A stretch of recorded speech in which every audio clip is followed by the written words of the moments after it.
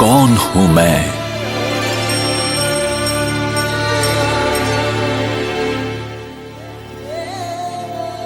हर एक मनुष्य में जानने की इच्छा स्वाभाविक और जन्मजात होती है।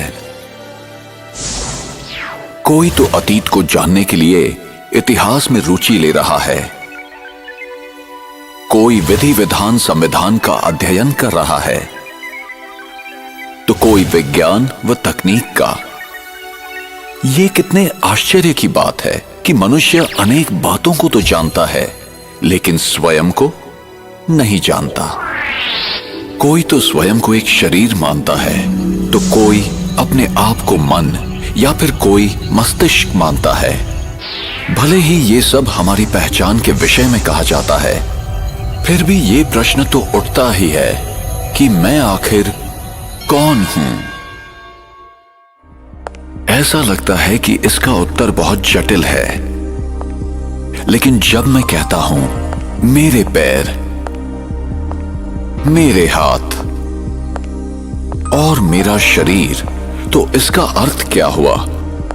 क्या इसका सरल अर्थ ये नहीं कि मैं ये हाथ, पैर व शरीर नहीं हूं? तो ये कौन कह रहा है मेरा शरीर? वो मैं कौन है? वैज्ञानिक एवं डॉक्टर मन, बुद्धि, मस्तिष्क इत्यादि चीजों की चुनौतियों के विषय में असमंजस में हैं। यहां तक कि निकट मृत्यु की अनुभूतियां, देह के बाहर की अनुभूतियां, स्वप्न, पूर्व जन्म की स्मृतियां आदि भी तर्क संगत नहीं लगते। पुनः वही प्रश्न उठता है कि इन सबको बताने वाला एवं अनुभव करने वाला कौन है? कभी कभी हम ऐसे प्रतिभावान बच्चों को देखते हैं जिनमें असाधारण योग्यता अल्प आयु में ही प्राप्त होती है। क्या कभी हमने ऐसी अद्भुत घटना के विषय में सोचा है? अब प्रश्न है, क्या शरीर मस्तिष्क के साथ अपने आप में संपूर्ण है? शरीर के विभिन्न अंगों को कौन चलाता है? मस्तिष्क को समय अनुसार सही संकेत देने वाला कौन है? क्या शरीर विभिन्न कोशिकाओं का समूह मात्र है जिसमें जैविक क्रियाएं चलती रहती हैं? तंत्रिका प्रणाली का संचालन, हार्मोन्स को प्रभावित करना, रक्त संचालन, श्वसन क्रिया, पाचन क्रिया आदि के संकेत कौन भेजता है? मृत्यु पर्यंत शरीर की क्रिया प्रणालियों को सुचारू रूप से कौन चलाता है? जरा सोचें, संकल्प कहां से उत्पन्न होते हैं? देह के साथ उनके अंत व्यवहार कैसे होते हैं? क्या विचारों का मूल स्रोत मस्तिष्क है या मस्तिष्क का भी संचालन करने वाला कोई और है? क्या संकल्प भौतिक हैं या पराभौतिक? परमाणु एवं अणु से निर्मित इस परिवर्तनशील दुनिया में कुछ पराभौतिक चीजें भी हैं जिन्हें ना तो किसी माइक्रोस्कोप व दूरबीन से देखा जा सकता है और ना ही किसी उपकरण से मापा ही जा सकता है। वास्तव में ऐसा कोई भी उपकरण अब तक ना तो बना है और ना ही बनाया जा सकता है। उनको खोज निकालने की एकमात्र विधि है अंतर्मुखी हो, गहन शांति में स्थित होना। आइए अब हम एक अनुपम यात्रा प्रारंभ करें और स्वयं के विषय में उस सनातन सत्य को खोज निकालें जिससे हमें पूरा ज्ञान एवं अनुभव प्राप्त होगा कि मैं कौन हूं।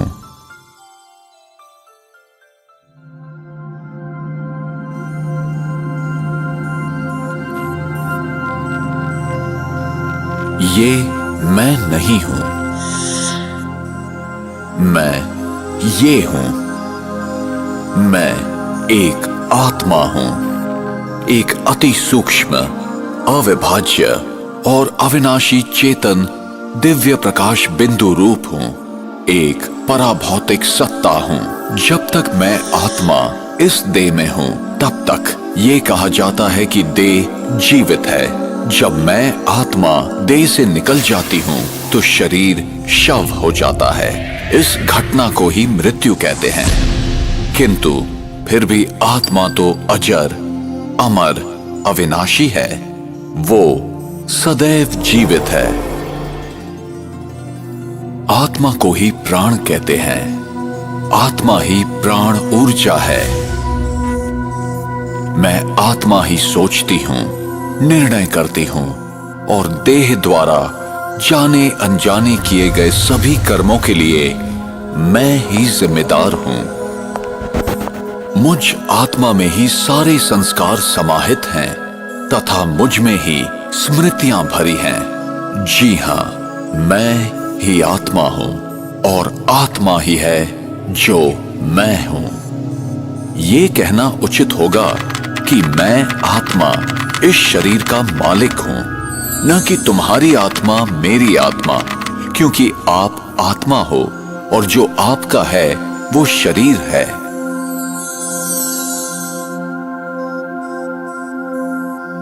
मैं आत्मा आकार में अति सूक्ष्म हूं। मैं अविभाज्य हूं। कोई शस्त्र मुझे काट नहीं सकता। अग्नि मुझे जला नहीं सकती। हवा मुझे उड़ा नहीं सकती और पानी मुझे भिगो नहीं सकता। कोई भी भौतिक पदार्थ मुझ आत्मा के पथ को रोक नहीं सकता। मैं आत्मा अविनाशी हूं और मेरा अस्तित्व सनातन है। मैं मस्तिष्क के बीच में भ्रिकुटी के मध्य में स्थित हूं। यहीं पर विराजमान हूं। मैं आत्मा शरीर की सभी इंद्रियों का मस्तिष्क द्वारा संचालन करती हूं। मुझ सूक्ष्म प्रकाश पुंज में ही अनगिनत प्रक्रियाएं चलती हैं। मुझ में ही देव के विभिन्न अंगों के संचालन, मानसिक चिंतन से लेकर अपने भविष्य के भाग्य को निर्धारित करने तक की बातें शामिल हैं।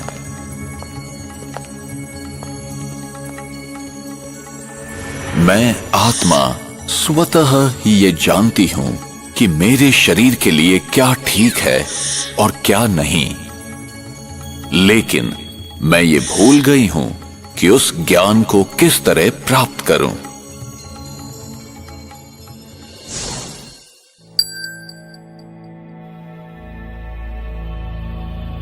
जब आत्मा शरीर में स्थित होती है तब वो 3 आंतरिक शक्तियों द्वारा कार्य करती है। ये शक्तियां हैं मन, बुद्धि और संस्कार। मेरे संकल्पों की रचना का आधार है भूतकाल के अनुभव, प्रभाव, स्मृतियां तथा दूसरों द्वारा प्राप्त जानकारियां।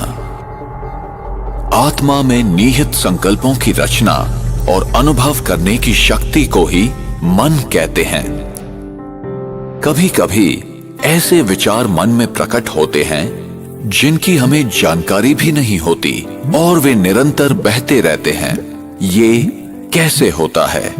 इसका कारण है अवचेतन मन में संचित पूर्व कर्मों की सुषुप्त स्मृतियां। मन में उठने वाले संकल्पों का स्वरूप कुछ भी हो सकता है, जैसे अच्छा या बुरा, समर्थ या व्यर्थ, सकारात्मक या नकारात्मक। संकल्प एक विचार भी हो सकता है। प्रायः संकल्प मुझे कुछ करने के लिए निर्देश देते हैं। मैं आत्मा निर्णय लेती हूं कि ये करना है या नहीं, अभी करना है या बाद में, ये अच्छा है या बुरा, आदि आदि। संकल्पों को निरीक्षण करने तथा निर्णय करने की आत्मा की इस क्षमता को ही कहा जाता है बुद्धि। निर्णय के आधार पर मैं आत्मा कर्म करती हूं। कर्म आत्मा में अपनी छाप छोड़ता है, जिसका प्रभाव फिर विचार शैली पर पड़ता है और इसे ही संस्कार कहा जाता है। कुछ संस्कार हल्के, कई मध्यम या बहुत गहरे भी हो सकते हैं। बहुत गहरे संस्कार कर्म के रूप में प्रत्यक्ष होते हैं। ये कर्म आपकी चेतन, अर्धचेतन या अचेतन अवस्था में भी हो सकते हैं। ऐसे गहरे छाप स्वप्न के रूप में निकलते हैं।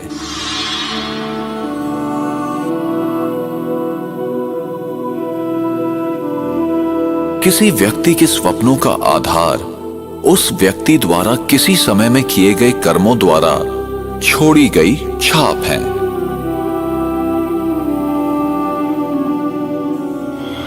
उदाहरण के लिए, कभी कोई व्यक्ति किसी दूसरे व्यक्ति को कुत्ते द्वारा काटते हुए देखता है या कुत्ते ने उसे ही कभी काटा हो,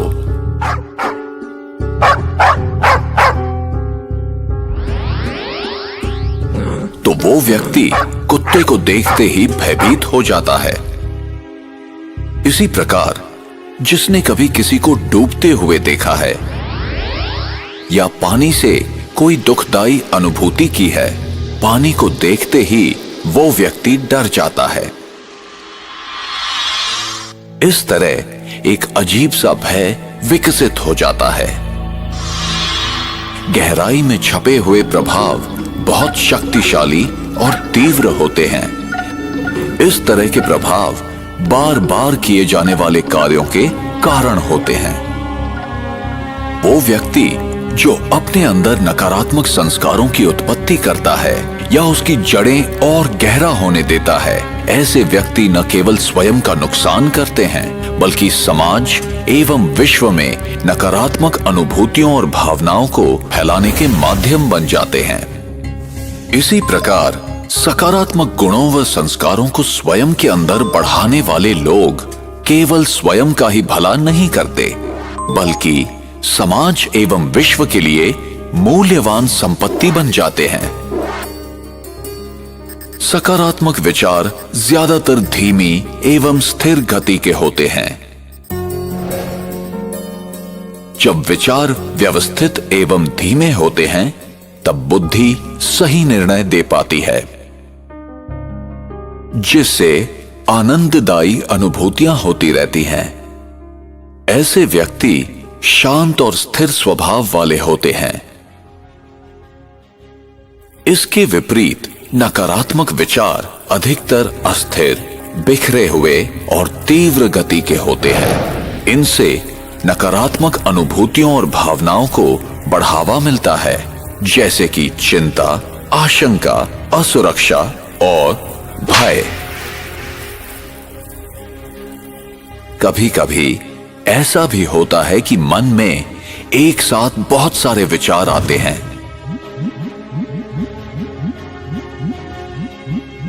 परिणाम स्वरूप बुद्धि सही निर्णय करने में सक्षम नहीं होती और व्यक्ति भ्रमित हो जाता है।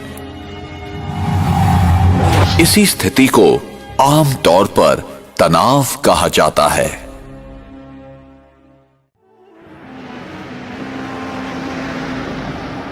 एक कार और एक ड्राइवर का उदाहरण आत्मा और शरीर के मूल अंतर को समझने के लिए उपयोगी है। अगर आप अपने शरीर को एक कार मान लें, तो आप आत्मा इसका ड्राइवर हैं। जैसे ड्राइवर गाड़ी को नियंत्रित करता है, घुमाता है या रोकता है, वैसे ही आत्मा शरीर की विभिन्न गतिविधियां करती है। कितनी भी अच्छी गाड़ी हो, बिना ड्राइवर के नहीं चल पाती।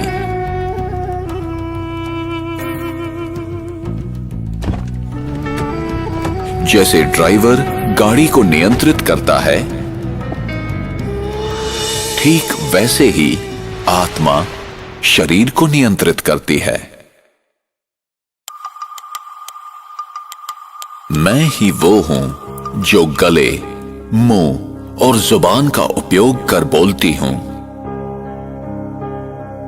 मेरे निर्देश पर ही खाने पीने की क्रियाएं चलती हैं।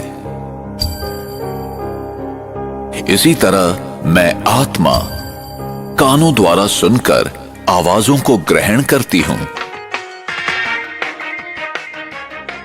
अगर शरीर को कोई कुछ छू जाता है तो त्वचा द्वारा मैं ही महसूस करती हूं,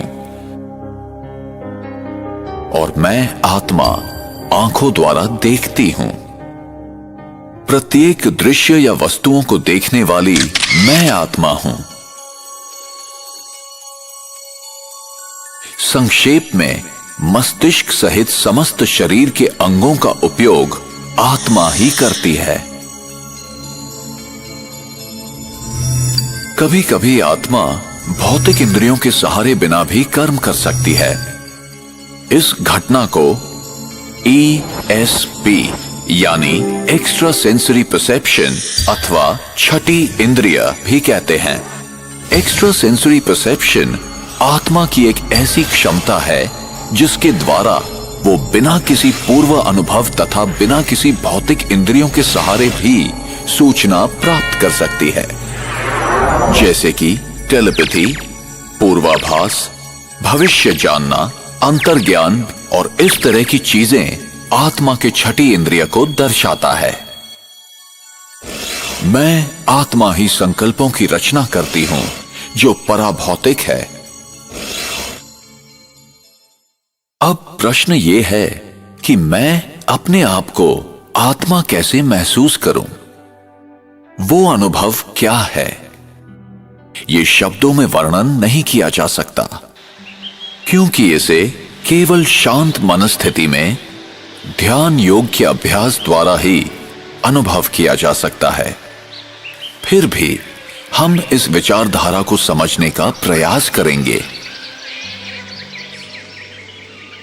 जरा सोचें कि एक बड़ा सा नकली मानवीय शरीर अपने सभी अंगों के साथ है।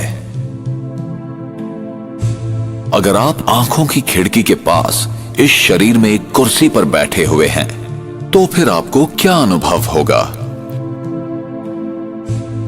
जब आप आंखों की खिड़की के भीतर से झांक रहे हैं, तो क्या आप अपने आप को इन आंखों की खिड़कियों से अलग महसूस नहीं करेंगे? आत्मा भी शरीर में बैठकर ऐसे ही महसूस कर सकती है कि आत्मा और शरीर अलग हैं। अगर एक व्यक्ति दूसरे व्यक्ति के चेहरे को देखते हुए प्रतिक्रिया कर रहा है, तब उसकी प्रत्येक प्रतिक्रिया सामने वाले व्यक्ति के चेहरे के हाव भाव पर आधारित होती है। विश्व का प्रत्येक मानव मन की शांति की आकांक्षा रखता है, जीवन में खुशी पाना चाहता है, प्रेम करने और पाने की इच्छा रखता है, शुद्धता और पवित्रता को पसंद करता है।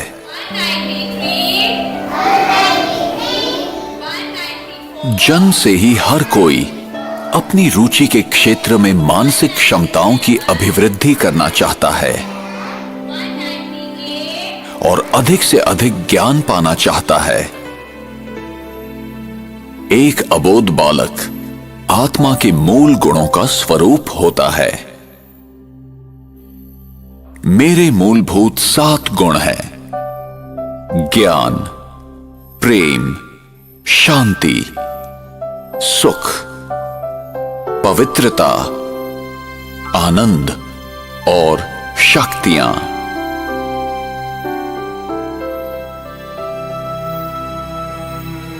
मौलिक रूप से हर व्यक्ति इन गुणों का पैदाइशी अधिकारी है, इन 7 दिव्य गुणों का स्वरूप है।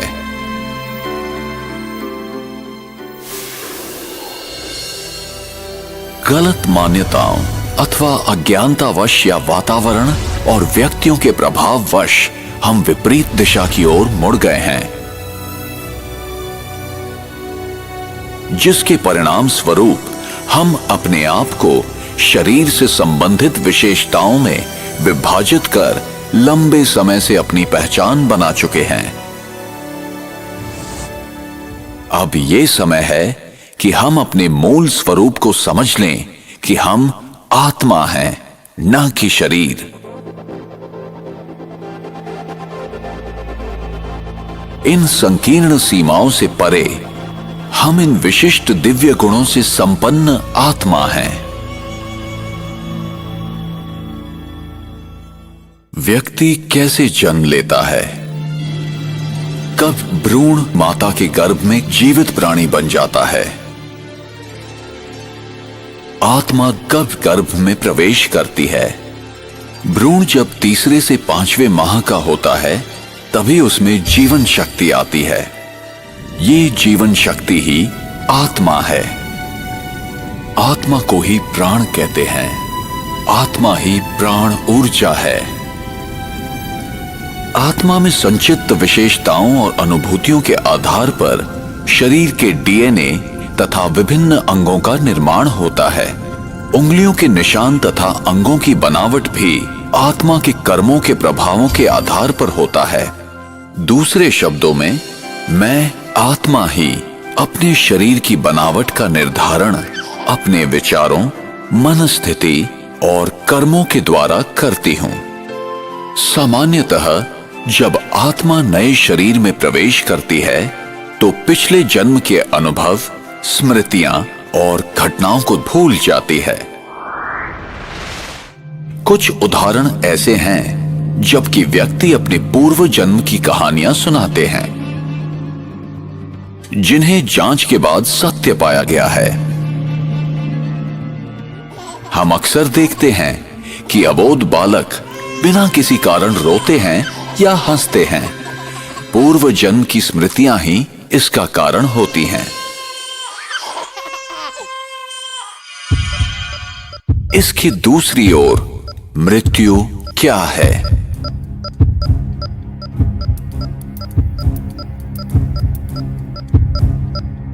और मृत्यु के बाद क्या होता है? एक जीवित व्यक्ति कैसे मृत शरीर के रूप में परिवर्तित हो जाता है? मृत्यु वो स्थिति है जब आत्मा शरीर छोड़ देती है।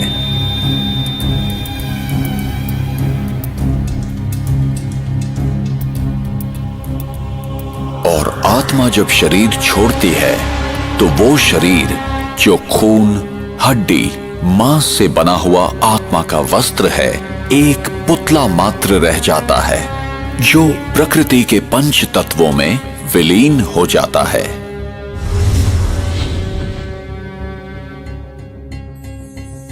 अपने पुराने शरीर को छोड़ आत्मा दूसरी माता के गर्भ में प्रवेश करती है। मनुष्य आत्मा पशु योनि में नहीं जाती। जैसे सेब के बीज से कभी संतरे का वृक्ष नहीं निकलता, वैसे ही मनुष्य आत्मा सदैव मनुष्य शरीर ही धारण करती है। आत्मा जब भी किसी नए शरीर को धारण करती है तो वो अपने नए मित्र, संबंधी और अपनी एक नई पहचान बनाती है। जैसे कोई नाटक में कलाकार अपने अनुरूप वस्त्र पहनकर एक निर्धारित समय में अपना अभिनय करता है, ठीक उसी प्रकार इस विश्व रंगमंच पर आत्मा भी एक कलाकार की तरह अपने निर्धारित समय पर अभिनय करती है। और जब शरीर अधिक उम्र, बीमारी या किसी घातक चोट के कारण बेकार हो जाता है, तब आत्मा शरीर को त्याग देती है और जन्म उपरांत जन्म लेती जाती है। इसी प्रकार जीवन एवं मृत्यु का ये अविनाशी चक्र इस संसार में चलता रहता है। विश्व नाटक अथवा विश्व इतिहास और कुछ नहीं बल्कि सभी आत्माओं का एकत्रित खेल है। आत्मा परम धाम में तब तक इंतजार करती है जब तक कि परिस्थिति उसके विश्व नाटक में प्रवेश करने के अनुकूल न हो। एक बार आत्मा यहां आ जाती है तो उसे तब तक यहीं रहना पड़ता है जब तक कि सभी आत्माएं इस विश्व नाटक मंच पर न आ जाएं।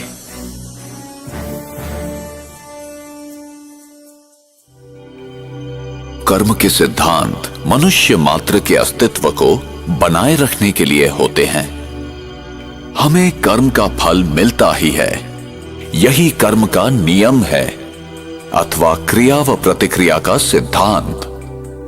ये कैसे निर्धारित होता है कि कौन सी आत्मा किस गर्भ में और विश्व के किस कोने में जन्म लेगी, नर या नारी, किस रूप में? ऐसे अनेक प्रश्न हमें विवश करते हैं सही उत्तर की खोज के लिए। हम यहां क्यों हैं? मैंने यहां जन्म लिया और उसने वहां क्यों? मैं इस प्रकार का हूं और वो उस प्रकार का क्यों है? ये चीजें इस प्रकार क्यों हैं?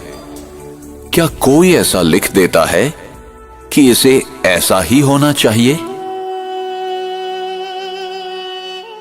हमें कर्म का फल मिलता ही है, चाहे इस जन्म में या किसी भी जन्म में, और उत्तर सिर्फ इसी अविनाशी सत्य में निहित है। जो मैं करता हूं उसी अनुसार पाता हूं। ये बिना किसी पक्षपात के होता है। यही कर्म का नियम है अथवा क्रिया व प्रतिक्रिया का सिद्धांत। विश्व का कोई भी नियम बदल सकता है, पर ये नहीं। हमें सही और गलत का ज्ञान प्राप्त करना चाहिए। ये हमारी व्यक्तिगत जिम्मेदारी है, जिससे हमें ही फायदा है। और हमें ये समझकर कार्य करना है कि हमारे किस कर्म का हम पर, समाज पर और पर्यावरण पर क्या प्रभाव होगा। उसका परिणाम अभी होगा अथवा भविष्य में। फल अच्छा होगा या खराब, प्रत्येक कर्म का फल मिलेगा ही। इसलिए कर्म करने से पूर्व जरा सोचें। जो कर्म सिद्धांत को नहीं समझते हैं, वे वर्तमान की घटनाओं को देखते हुए निष्कर्ष निकालते हैं।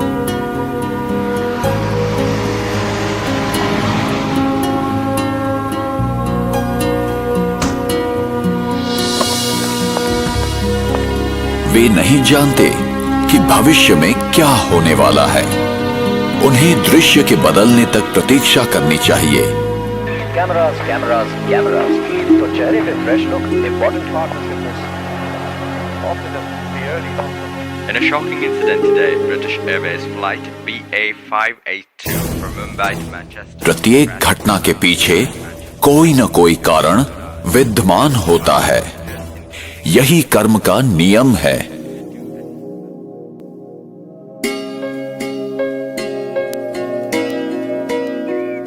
मेरा भविष्य इस समय किए कर्मों पर निर्भर है।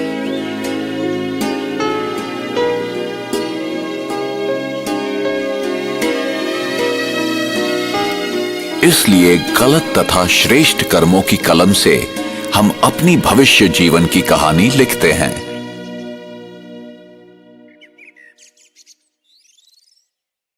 आप जो बोते हैं वही पाते हैं। प्रकृति कितनी अद्भुत है। इस संसार में करोड़ों व्यक्ति हैं, फिर भी प्रत्येक की उंगलियों के निशान अलग हैं। कोई भी दो डीएनए एक जैसे नहीं हैं। हम देखते हैं कि कोई भी दो व्यक्ति एक जैसे नहीं हैं। ये ऐसा इसलिए है कि कोई भी दो आत्माएं एक जैसी नहीं हैं। उनमें सिर्फ इतनी ही समानता है कि दोनों एक अविनाशी ज्योति बिंदु हैं। हम प्रत्येक व्यक्ति के व्यवहार में, तौर तरीके में, सोच में, रहन सहन में अंतर देखते हैं। संक्षेप में प्रत्येक आत्मा का व्यक्तित्व भिन्न है। इसलिए मैं अपने आप में विशिष्ट हूं। मैं किसी से कम नहीं हूं या किसी से बड़ा नहीं हूं।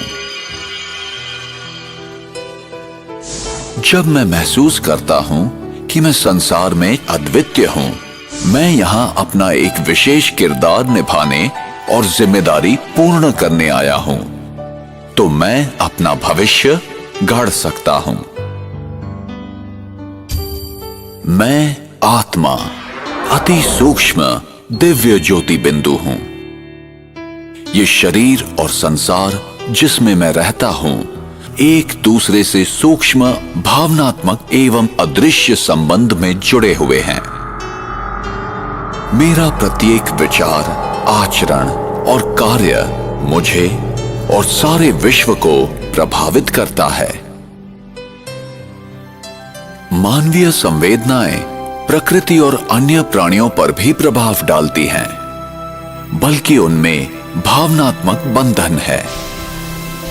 अतः संसार में सभी के प्रति शुभ एवं कल्याणकारी भावनाओं का वितरण करना हमारा कर्तव्य हो जाता है। जो कुछ हमारी दुनिया में हो रहा है वो हमारी चेतना शक्ति का दृश्यांकन है। संक्षेप में कहा जा सकता है कि देह भान के प्रभाव में किए गए कर्म संकुचित और आध्यात्मिक शक्ति विहीन होते हैं। इनसे क्रोध, घृणा, ईर्ष्या, लोभ जैसी संवेदनाएं उत्पन्न होती हैं, जिनसे समाज में विरोध, संघर्ष, अन्याय एवं दुख कष्ट फैलता है। इसके विपरीत आत्मस्मृति में किए गए कर्मों द्वारा प्रेम, सहानुभूति, शांति, उदारता और भाईचारे जैसी संवेदनाओं का जन्म होता है, जिनसे समाज में समरसता, एकता एवं सुखद अनुभूतियों की वृद्धि होती है।